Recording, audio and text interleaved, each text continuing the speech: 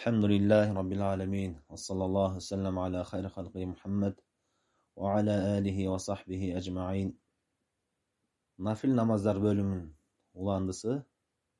Murunqı sabaqta kun tutulganda jana ay tutulganda okuwçu namazды okup ötkönbüz. Bul sabaqta vitr namaz jönündө, vitr namazdын wagtysı, anын ökümü jana kanday okuu sıfattары jönündө okuyobuz. Автор айтып жатат: "Ва салатул витри суннатун муаккадатун дawaba набий саллаллаху алейхи ва саллям хадаран ва сафаран ва хасан нас алейх." Бул витр намаз бекемделген сүннөт. Не себептен анткени пайгамбар саллаллаху алейхи ва саллям аны ар дайым таштабай окуп жүргөн дейт. Сапарда болсун же болбосо туруктуу болгон кезде дагы эч качан таштабастан окуп жүргөн дейт. Ва хасан нас алейх жана ошондой эле адамдарды ага үгүттөгөн, витрди окуганга үгүттөгөн дейт. Пайгамбар саллаллаху алейхи ва саллям айтат: "Я ахлал Кур'ан аутиру, фа инналлаха азза ва жалла витр юхиббул витра." О Кур'ан элери, силер витр окугула. Анткени Аллах Таала витр дейт. Витр деген бул так дегенди билдирет да, так санды билдирет. Анткени Аллах Таала так, ал жалгыз деген мааниде. Так сан ошондой эмени жакшы көрөт деди. Бул хадис Абу Дауд жана Тирмизиде, Насаиде, Ибн Мажада келген хадис. Ушул хадиске ишарат белги берип айтып жатат пайгамбар саллаллаху алейхи ва саллям үгүттөгөн адамдарды ошол витр окуганга үгүттөгөн деди. Эми бул жерде биринчи маселе, витр намазын окуу бул бекемделген сүннөт деп айтты. Важип деп айткан жок, сүннөт деди. Бул маселе алымдардын арасында талаштуу маселе, сүннөтпү же важиппи деген талаш маселе. Көпчүлүк алымдар бул витрди сүннөт, бекемделген сүннөт деп айтышат, важип эмес дейт. Бул туура ой. Анткени ага далил, биринчи далил. Пайгамбар саллаллаху алейхи ва саллям Абдуллах ибн Аббас риваят кылган хадисте Муаз ибн Жабалды Йеменге адамдарга динди үйрөткөнгө жиберет. Ошондо айтат: "Аларга үйрөткөн анналлаха афтарада алейхим хамса салаватин фи кулли яумин ва лайла." Аллах Таала аларга 5 убакыт, 5 маал намазды, ар күнү 5 маал намазды фарз кылды дейт. Ошондо ал хадисте витрди эскерген эмес. Эми бул жерден далил болгон нерсе, Пайгамбар саллаллаху алейхи ва саллям Муаз ибн Жабал радыйаллаху анху сахабаны башка шаарга, башка Йемен деген жерге адамдарга дин үйрөтүү үчүн, аларга фарз болгон нерселерди үйрөтүү үчүн жиберип атат. Эгерде витр дагы важип болгондо, сөзсүз түрдө окуй турган намаз, эгерде таштаса күнөөкөр боло турган болгондо, анда аны да үйрөтмөк деп айтышат да алымдар. Ошол үчүн ал жерде аны айтпагандыгы ошол важип эмес экендигине далил болот деп айтышат. Экинчи далил, жана ошондой эле пайгамбар саллаллаху алейхи ва саллямга бир киши келип, мага Аллах Таала үйрөткөн, ошо фарз кылган нерселерди айткан дегенде 5 маал намазды айтат. Мен ошол нерсеге башка ашыкча кошпойм, ошо 5 маал намазды гана окуйм дегенде, пайгамбар саллаллаху алейхи ва саллям мага витр жөнүндө айткан жок. Эгерде важип болгондо анда витр жөнүндө да айтмак деп айтышат. Жана ошондой эле үчүнчү далил Али радыйаллаху анхудан келет, сахаба. Ал айтат: "Бул витр намазы фарз сыяктуу эмес" дейт. Фарз сыяктуу эмес, бирок аны пайгамбарыбыз сүннөт кылган сүннөттөрдөн дейт. Эми бул деген витр фарз эмес экен десе, аны таштап койсо боло берет деген мааниде эмес. Аны ар дайым таштабай окуп жүргөн эң жакшы. Анткени пайгамбар саллаллаху алейхи ва саллям сафарда да таштаган эмес, башка кезде да таштаган эмес, ар дайым окуган. Жана ошондой эле витрди окуганга үгүттөгөн. Жада калса кээ бир алымдар, имам Ахмад рахимахулла суралганда, витрди окубай койгон адам жөнүндө суралганда, ал айтат: "Ражулун су, кимде-ким витр окуган болсо, ал жаман адам" деген да, жаман адам деп. Себеби ал бекемделген, пайгамбарыбыз ар дайым аткарып жүргөн амалды таштап атат. Ошон үчүн витрди бул сүннөт экен деп эле таштаган болбойт. Аны колдон келишинче таштабастан ар дайым окуп жүргөнгө аракет кылыш керек. Андан кийин айтып жатат: "Ва акаллуху рак'a ва аксаруху 11 рак'a." Эми витрдин эң азы бул 1 рекет деди. Жана ошондой эле эң көбү бул 11 рекет деп айтты. Витрдин эң азы 1 рекет экендигине далил Пайгамбарыбыз саллаллаху алейхи ва саллям айтат: "Ал-витру рак'атун мин ахирил лайл." Витр бул түндүн акыркы бөлүгүндө окулучу 1 рекет деп айтты. Бул хадис Муслим жыйнагында келген. Пайгамбар саллаллаху алейхи ва саллям 1 рекет хадис жөнүндө айтып жатат. Жана ошондой эле сахабалардан келген. Абу Айюб деген Ансари рахимахулла, ошол Абу Айюб ансари деген сахаба айтат: "Ман ахабба ан ютра би хамсин фальяфал." Кимде-ким 5 reket vitr okuğusu kelse anda 5 reket okusun deydi. Ve men ahabba en yutra bi thalathin felyef'al. Kimde kim 3 reket vitr okuğusu kelse anda 3 reket okusun deydi. Ve men ahabba en yutra bi wahidatin felyef'al. Kimde kim 1 reket vitr okuğusu kelse anda 1 reket okusun deydi. Bul jerde bul sahaba vitrдин reketlerini aytıp жатат. Ошондо 1 reket dagın okusa bolat ekendигин жөнүндө айтты. Kimde kim 1 reket okugan bolsa, al жарактуу болот dedi. Andan keyin aytdı, en köbü bul 11 reket dedi. Uşul 11 reket alımların arasında belgili bolgon en köbü uşul 11 reket okulucu. Peygamberimiz sallallahu aleyhi ve sellem Ayşe'ne özür rivayet kılganda tünkü namazları jönündө suralganda aytat, Peygamber sallallahu aleyhi ve sellem orozoda dagın, başka kezde dagın 11 reketten aşıkça okup aytile degen. Эми витрдин эң азы бул 1 рекет, жана ошондой эле эң көбү бул 11 рекет деди.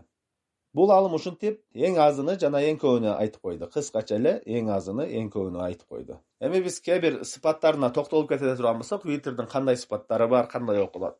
Витр намазы бул алым айткандай 1 рекет окуган болсо, ошол витр болот. Бир адам мисалы үчүн түнү намаз окуду, тахажжуд окуган болсо, 2 рекеттен калашынча намаз окуп, тахажжуд окуп, андан кийин акырында 1 рекет витр окуп койсо болот. Бул биринчи сыпаты. Экинчи сыпаты бул 3 рекет окуу. 3 рекет витр жанагы Абу Айюб Ансари рахимахулла айтты, радиаллаху анху ошо сахаба айтты, кимде ким 3 рекет витр окугусу келсе, анда 3 рекет окусун деди. Бирок 3 рекеттин сыпаты кандай болот? 3 рекет витр окуй турган болсо.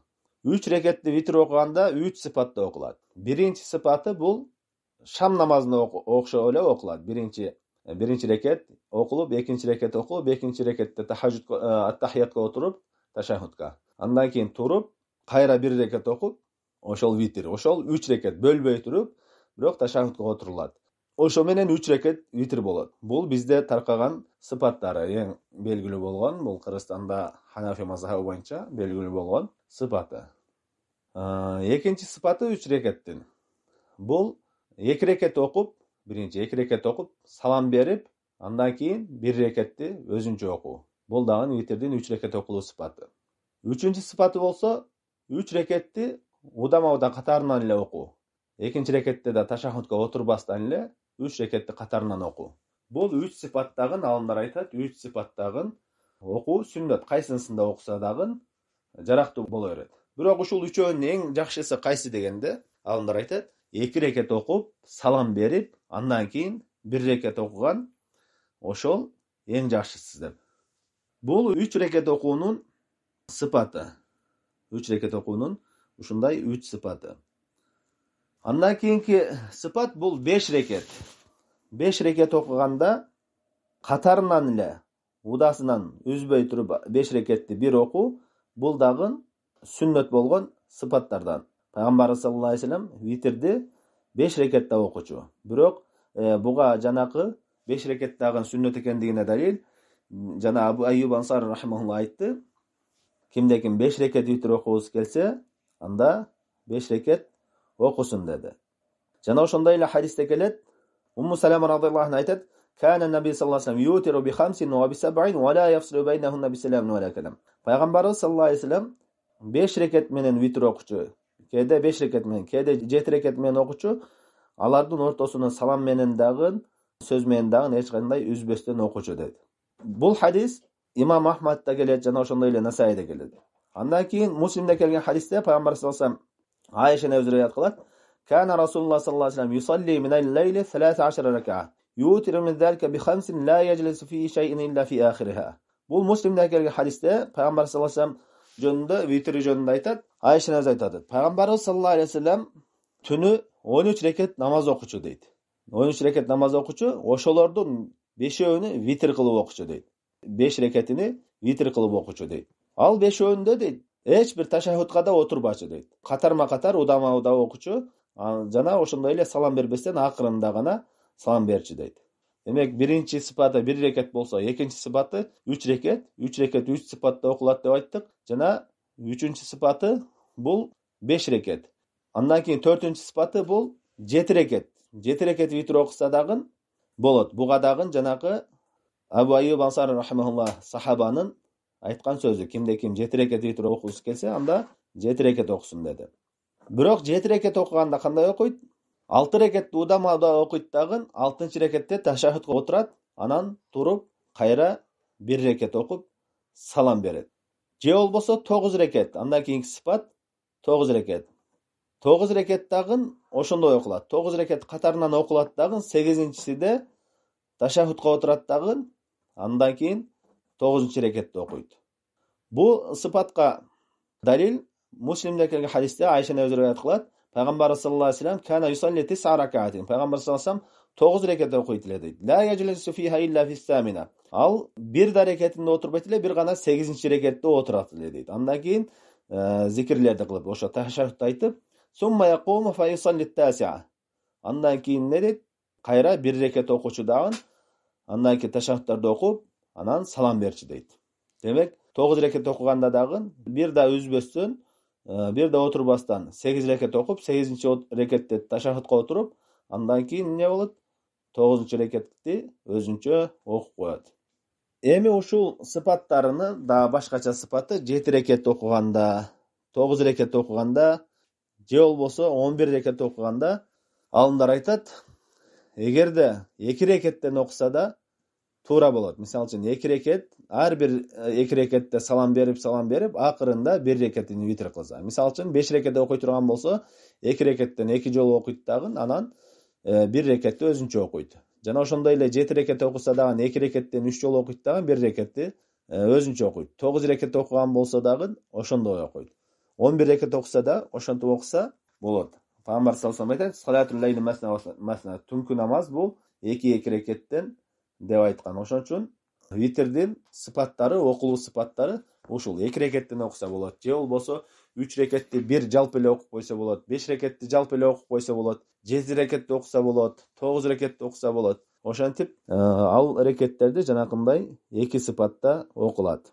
Андан кийинки маселе бул алым айтып жатат. Wa waqtuhu min salatil isha ila tulu'il fajr. Ал эми убактысы болсо, витр намаздын убактысы качан деди? Куптан намазынан баштап баамдаттын таңдын кирүүсүнө чейин дейт. Баамдаттын убактысы киргенге чейин. Ошол убактка чейин не деди? Бул витр намазынын убактысы деп айтты. Бул жерде витр намазынын убактысы куптандан баштап таң киргенге чейин витрдин убактысы экендигине алымдардын арасында талашсыз маселе, ижма болгон маселе. Бирок витрдин убактысы таң кирери менен бүтөбү, же болбосо баамдат намаз, ошол бир адам баамдат намаз окуганга чейин баамдат намаздын окулуусу менен бүтөбү деген маселе бар. Ошол маселеде алымдардын арасында талаш бар. Туурарак ой, Аллах алам, бул баамдат намазы окулуусу менен ошол витрдин убактысы бүтөт. Тагыраак айтканда, бир адам баамдаттын убактысында турган болсо, ошондо туруп деле баамдатты окурдан мурда витрди окуп алган болсо, ошол убактысында окуган болуп эсептелинет витрди. Буга далил эмне? Пайгамбар саллаллаху алейхи вассалам айтат: "Инналлаха задакум салатан." Аллах Таала силерге бир намаз кошту дейт. "Ва хияль витр", ал витр намазы деди. "Фасаллуха фима байна салатил ишаи илал фажри." Ал айтты, силер витрди куптан намазы менен жана ошондой эле баамдат намазынын ортосунда, экөөнүн аралыгында окугула деди. Бул хадис кандайча далил болуп атат? Бул хадисте намазга байлап атат. Намаздын убактысына эмес, намазга. Баамдаттын таң киргенге чейин деп айткан жок. Баамдат намазына чейин деп. Демек, витрдин убактысы баамдатты окуганга чейин. Кимде ким баамдатты окуп алган болсо, витр окубай туруп, анда ал үчүн витрдин убактысы бүтөт. Анда каза болот. Эгерде баамдаттын убактысы киргенден кийин деле, таң киргенден кийин деле баамдат окуганга чейин витрди окуган болсо, ал анда убактысында окуган болот деп алымдар айтышат. Жана ошондой эле экинчи далил буга бир нече сахабалардан далилдер келген. Алар ошондой фатва беришкен. Айша энебиз жана ошондой эле Ибн Умар, Ибн Мас'уд деген ушул сахабалар витрдин убактысы ошо баамдат окулуусу менен бүтөт экендигине ушундай фатва беришкен. Жада калса Ибн Абдулбар деген алым айтат: "Ла хилафа фи залика байна ас-сахаба." Бул сахабалардын жада калса, бул сахабалардын арасында талашсыз болгон маселе дейт. Кайсы маселе? Ошол витрдин убактысы эртең намаз окулуусу менен ошого чейин экендигине. Намаздын убактысы таң кирүүсү менен эмес, намаздын окулганга чейин экендигине ушундай фатва беришкен.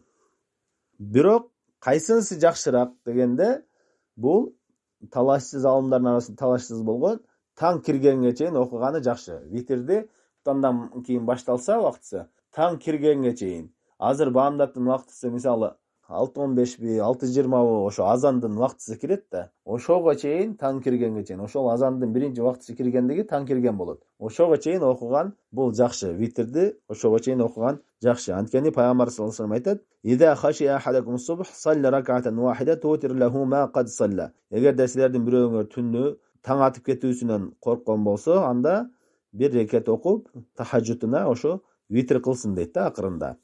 Бул жерде айтып атат, таң кирип кетүүсүнөн корккон болсо деп. Демек, ошол таң киргенге чейин окугандыгы жакшы экендигине далил болот.